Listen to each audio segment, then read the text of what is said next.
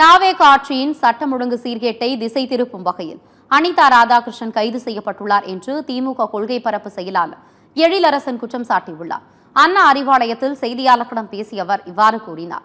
முன்னாள் அமைச்சர் செந்தில் பாலாஜி மீது எந்த புகாரும் இல்லாத நிலையில் அவரை கைது செய்ய தாவேக அரசு முயற்சிக்கிறது என்றும் எழிலரசன் தெரிவித்தார்.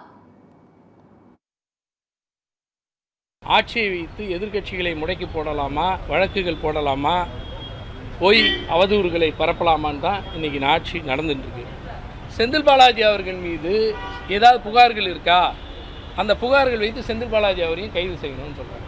இதுக்கு பின்னாடி ஒளிந்திருக்கக்கூடிய சூழல் என்னன்னா, அனிதா அண்ணாச்சியை கைது செய்தால் அம்பாசமுத்திரத்தில் வரக்கூடிய இடைத்தேர்தலுக்கு ஆள் இல்லாமல் ஆக்கிடலாம்.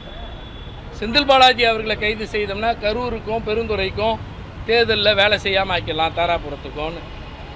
எப்படிப்பட்ட ஒரு சதித்திட்டத்தை மட்டுமே செய்து கொண்டிருக்கக்கூடிய வேலையை நாம் பார்த்து கொண்டிருக்கிறோம்.